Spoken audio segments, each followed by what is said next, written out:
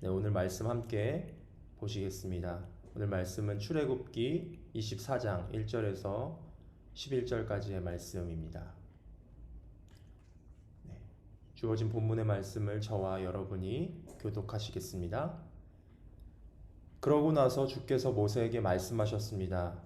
너와 아론과 나답과 아비후와 이스라엘의 70명의 장로들은 여호와께 올라와 멀리서 경배하여라. 그러나 모세만 나 여호와에게 가까이 오고 다른 사람들은 가까이 와서는 안 된다. 백성들이 함께 올라와서는 안 된다. 모세는 백성들에게 가서 여호와의 모든 말씀과 율법을 전했습니다. 그들은 한 목소리로 대답했습니다. 여호와께서 말씀하신 모든 것대로 우리가 하겠습니다.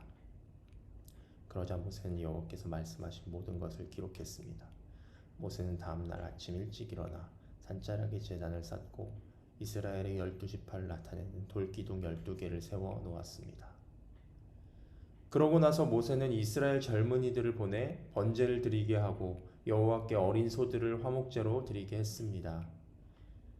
모세는 그 피의 절반을 가져다가 대접에 담고 남은 절반은 제단에 뿌렸습니다. 그러고 나서 모세는 언약책을 가져와 백성들에게 읽어주었습니다. 그러자 백성들은 여호와께서 말씀하신 모든 것대로 순종하겠습니다 라고 말했습니다. 대답했습니다.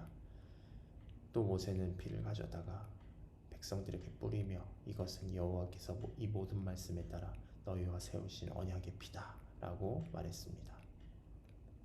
모세와 아론, 나답과 아비후, 이스라엘의 70명의 장로들은 올라가 이스라엘의 하나님을 보았습니다. 그분의 발 아래에는 하늘처럼 맑은 사파이어로 된 바닥 같은 것이 깔려 있었습니다. 11절 함께 읽겠습니다. 그러나 하나님께서는 이스라엘 백성들의 지도자들에게 손을 대지 않으셨습니다. 그들은 하나님을 보기도 했고 마시기도 했습니다. 아멘. 네, 언약을 맺는다는 것은 그 언약의 대상과 묶이는 것을 의미합니다. 그러므로 언약 관계라는 것은 매우 긴밀하고 밀접한 관계를 말하는 것이죠. 가까운 사람일수록 서로 간의 약속도, 지켜야 할 약속도 많아지는 법입니다. 서로 지켜야 할 약속들이 없다면 사실 그 관계는 언제든지 정리해도 무방한 아주 가벼운 관계라고도 말할 수 있겠죠. 부부가 서로 결혼을 하면 하나님과 사람 앞에서 혼인서약을 하죠. 사랑하기 때문에 언약을 맺고 그것을 지킴으로 서로가 교제가 가능해진다는 것이죠. 네, 저도 결혼을 준비하면서 서로 사랑하고 더 알아갈수록 지켜야 할 것들이 많아진다고 그렇게 느껴지는 것 같습니다. 이전에는 신경 안 써도 될 것들을 서로 이야기하고 맞춰 나가고 약속하는 과정을 가져야만 하는 것이죠.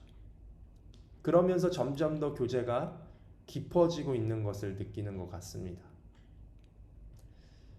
사실 누군가가 나에게 약속을 하는 것은 약속을 하고 언약을 한다는 것은 정말 놀라운 일입니다. 굳이 그러지 않아도 되지만 그렇게 하는 이유는 상대방을 내가 사랑하고 귀하게 여기기 때문에 약속하는 것이죠.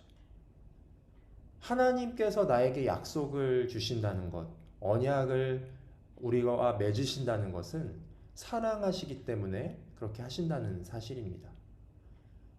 하나님께서 나 같은 사람과 약속을 하시는 이유가 사실 없으심에도 불구하고 나를 사랑하시기 때문에 약속을 주시고 나로 하여금 언약 백성이 되게 하셨다는 사실입니다. 오늘 본문에도 하나님께서는 이스라엘과 언약하시는 내용이 담겨져 있습니다. 출애굽기 19장에서 24장까지의 말씀은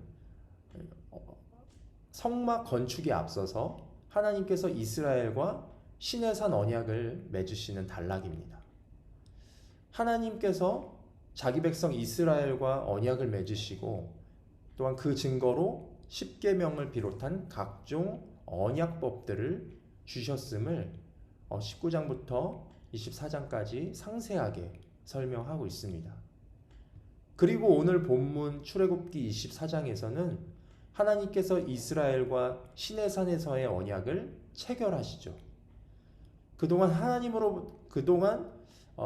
아브라함으로부터 시작된 언약이 계승되어져서 모세 때까지 이르게 되었고, 비로소 언약 백성으로서의 하나님과의 관계를 이 시내산 언약을 통해서 공식적으로 하나님께서 체결해 주신 것입니다. 하나님께서 상세하게 이 언약법을 설명하시고 말씀하신 이후에 그 언약을 지키실 것이라는 증거로 시내산에서 모세와 제사장들과 장로들에게 나타나신 것이죠. 여러분, 하나님은 약속하신 것을 신실하게 지키시는 분이십니다. 하나님께서는 그 약속을 말로만 하지 않으시고 친히 증거를 보여주십니다. 아브라함과 약속하실 때도, 언약하실 때도 하나님은 친히 증거를 보여주셨습니다. 하나님은 아브라함에게 자손을 하늘의 별처럼 많게 하며 가나안 땅을 너에게 주겠다라고 약속하셨습니다. 그러나 아브라함은 그 언약에 대한 표징을 구하죠. 하나님께서는 그 표징을 보여주시기 위해서 3년 된 짐승과 비둘기를 취하여 제사를 드리라고 말씀하십니다. 그리고 그 제사를 드리기 위해서 쪼개놓은 고기 사이로 하나님의 횃불이 지나가게 되죠. 고대 근동에서는 약속이나 동맹을 맺고 그것을 지키겠다는 표시로 짐승을 잡아 둘로 쪼갠 후에 그 약속한 당사자들이 그 쪼갠 고기 사이로 지나가는 풍습이 있었습니다. 이는 내가 약속을 이행하지 않을 시 그 쪼개진 짐승처럼 될 것이다 라는 것을 보여주는 아주 상징적인 행위였죠. 하나님께서는 아브라함과 맺으신 언약을 지키시겠다는 표징을 보이시기 위해서 그 쪼개진 고기 사이로 친히 지나가신 것입니다. 하나님께서는 아브라함이 알아들을 수 있는 방법으로, 그때 당시에 고대 근동의 풍습대로 그 방법으로 표징을 보여주셨다는 것이죠. 이처럼 하나님께서는 그 백성들이 알아들을 수 있도록 하나님께서 그 언약을 체결하시겠다는 그런 어떤 증거를 허락하신다는 사실입니다. 이스라엘과 언약을 체결하실 때는 친히 시내산에 강림하셨죠. 그리고 모세와 제사장들과 장로들이 볼 수 있도록 하나님께서 친히 나타내신 것입니다. 하나님께서 친히 그들에게 모습을 보이시면서까지 이스라엘과 긴밀한 관계를 이루시기 원하셨다는 사실입니다. 사실 하나님께서 친히 모습을 보이셨다는 사실은 정말 놀라운 사건입니다. 하나님은 거룩하신 분이시죠. 그렇기 때문에 죄가 있는 인간은 하나님을 직접 볼 수 없습니다. 왜냐하면 하나님은 죄와 섞일 수가 없는 속성을 가지고 계시기 때문에 죄인이 거룩하신 하나님 앞에 서게 되면 그 죄로 인해서 죽게 되는 것이죠. 그러나 하나님께서는 이스라엘이 하나님을 볼 수 있도록 그들을 거룩하게 하십니다. 그들에게 하나님께로 나아올 수 있는 길을 내어주신 것입니다. 본문 11절 말씀에 보면 재밌는 말씀이 나옵니다. 이스라엘 백성들은 하나님을 보았는데 11절에 그러나 하나님께서는 이스라엘 백성들의 지도자들에게 손을 대지 않으셨습니다. 그들은 하나님을 보기도 했고 먹고 마시기도 했습니다. 라고 기록하고 있습니다. 이스라엘의 지도자들이 하나님을 보았지만 이들은 죽임을 당하지 않았고 하나님을 보면서도 먹고 마시기까지 했다는 것이죠. 이는 하나님의 언약을 감사하는 의미의 축제 같은 개념이라고도 보는 견해도 있습니다. 어쨌든 이스라엘은 하나님께 나아갈 수 있게 된다는 사실입니다. 사실 처음부터 이스라엘 지도자들이 하나님을 볼 수 없었죠. 앞서 하나님께서는 모세에게 지시하셔서 아론과 그의 두 아들 나답과 아비후 그리고 이스라엘 장로들 70명으로 하여금 멀찍이 떨어뜨려 놓으셨습니다. 아직 그들이 하나님의 임재를, 하나님의 강림을 볼 수 없었다는 것이죠. 그러나 오로지 모세만 홀로 하나님께 나오게 하셨습니다. 처음에는 이스라엘의 지도자들 모두 하나님을 볼 수 없었습니다. 그러나 하나님께서는 그들도 하나님을 볼 수 있는 길을 열어주셨습니다. 하나님께서는 모세를 하나님과 이스라엘 사이의 언약의 중재자로 삼으신 것이죠. 모세는 하나님께 들은 말씀을 하나님 이스라엘 지도자들에게 전했고, 이튿날 아침에는 일찍 일어나서 하나님과 이스라엘 사이의 언약 관계를 수립하기 위한 구체적인 어떤 행동을 계획했습니다. 본문 4절에 보시면 시내산에 하나님의 현현과 하나님의 임재를 상징하는 제단을 쌓았고, 이어서 이스라엘 12지파 소에 맞추어서 기둥 12개를 세웠습니다. 그리고 본문 5절에 보시면 젊은이들에게는 숫송아지를 잡아 하나님께 번제와 화목제를 드리게 했습니다. 그리고 모세는 그 피를 가져다가 절반은 대접에 담고 남은 절반은 제단에 뿌렸습니다. 이어서 모세가 언약의 책을 들고 이스라엘 백성에게 낭독하여 듣게 했더니 그들은 하나님의 모든 말씀을 받들어 지키겠다고 그 자리에서 약속했습니다. 그러자 모세는 희생 제물의 피를 그들에게 뿌리면서 그 피가 언약의 책에 담긴 모든 말씀들을 통하여 하나님이 그들과 함께 맺은 언약의 피임을 나타내신 것입니다. 하나님께서는 희생 제물의 피로 이스라엘과 더불어 언약을 체결하신 것입니다.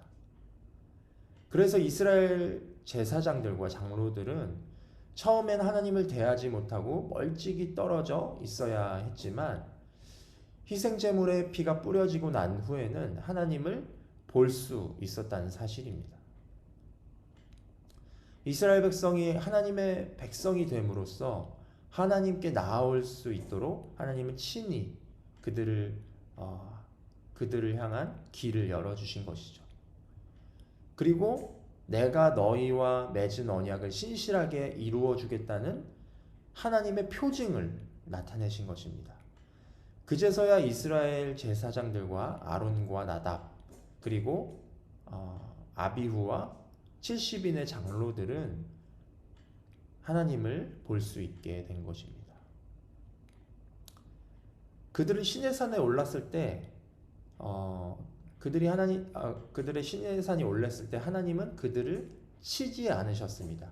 이전에는 그들의 죄가 하나님의 공의와 맞닥뜨리게 되면 죽임을 당할 수밖에 없었지만 짐승의 피가 뿌려지고 그 피 위에 언약을 세우셨기 때문에 그들은 죽음을 피할 수 있게 된 것입니다.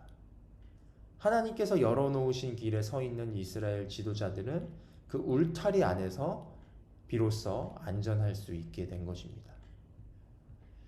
이처럼 하나님의 언약이 있는 곳에는 그 피가 뿌려집니다. 이 피는 언약을 체결하시는 피입니다. 또한 이 피는 거룩하신 하나님께로 나아가는 길과도 같습니다. 구약에서는 제물로 바쳐진 짐승의 피로 이 언약을 체결하셨습니다. 그러나 짐승의 피는 상징과도 같은 것이죠. 그 짐승의 피가 직접 능력을 가지는 것이 아니죠. 구약의 제물로 드려진 피는 사실 예수 그리스도의 피를 상징합니다. 결국 하나님께서 이스라엘과 맺으신 언약도 예수 그리스도의 피로 완성되는 것이고, 이미 구원받은 우리에게도 동일하게 예수 그리스도의 피로 우리도 언약 백성이 된다는 사실입니다. 거룩하신 하나님께서 어찌 우리와 언약을 맺으실 수 있으실까요? 이 천하고 낮은 죄인들과 관계를 맺으실 수 있는 유일한 방법은 예수 그리스도의 피로 인해 가능한 것입니다. 하나님의 선택과 언약 백성을 삼아주심은 구원과 영원한 생명을 주시기 위한 하나님의 계획입니다. 이 하나님의 계획 속에 사는 것은 내가 하는 것이 아니죠. 내가 내 의지로 이 하나님의 계획을 이뤄가는 게 아닙니다. 내가 내 의지로 언약 백성이 될 수도 없습니다. 하나님의 주권적인 선택, 그리고 하나님의 언약 체결, 하나님의 구원, 부활, 영생, 이 모든 것이 다 하나님으로부터 오는 것이죠. 하나님의 사랑과 은혜, 하나님의 열심과 능력이 우리를 하나님의 언약 백성이 되게 하시고 하나님의 자녀가 되게 하셨습니다. 나는 하나님의 영광이 되는 어떠한 것도 사실은 내 의지로 할 수 없습니다.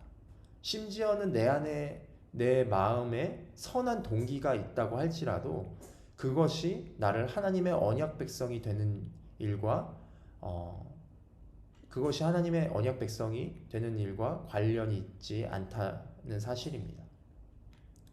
오로지 예수 그리스도의 피, 우리를 언약 백성이 되게 하신 것은 예수 그리스도의 피밖에 없다는 사실입니다. 오늘 이 아침에 우리가 하나님의 언약 백성이며 우리가 하나님의 자녀임을 고백했으면 좋겠습니다. 그것이 나의 어떠함이 아니라 나의 내가 잘나서 그런 것이 아니라 내 능력이 돼서 그런 것이 아니라 오직 예수 그리스도의 피가 나를 하나님의 언약 백성이 되게 했다는 사실을 오늘 이 아침에 고백했으면 좋겠습니다. 비록 내가 지금 현실 속에서 좀 문제를 안고 있다고 할지라도, 그것 때문에 내가 힘들어하고 있다고 할지라도 예수 그리스도의 피를 의지하고 그 피 위에 세워진 언약을 기억한다면 이스라엘 택하시고 언약 백성을 삼아주신 것처럼 우리도 다 하나님의 구원받은 자녀로서 특권을 누리며 살아가게 될 것입니다. 오늘 그 말씀을 가지고 하나님의 언약 백성으로 우리가 살기를 결단하며 시간 함께 기도 제목 보고 함께 기도하도록 하겠습니다. 네, 첫 번째 기도 제목입니다. 전적으로 하나님께서 나를 먼저 찾아오셔서 언약 백성 되게 하심을 감사하게 하소서. 두 번째로 하나님이 나에게 주신 약속을 기억하게 하시고 약속을 받은 자녀로서 신실하게 살아가게 하소서. 마지막 세 번째로 예수 그리스도의 언약의 피를 의지하여 우리가 언약 백성으로서 거룩하신 하나님과 교제하는 특권을 누리게 하소서. 이미 내가 그 교제하는 특권을 누리고 있다면 더욱더 깊어지게 해달라고 이 세 가지 기도 제목을 가지고 시간 통성으로 함께 기도하도록 하겠습니다.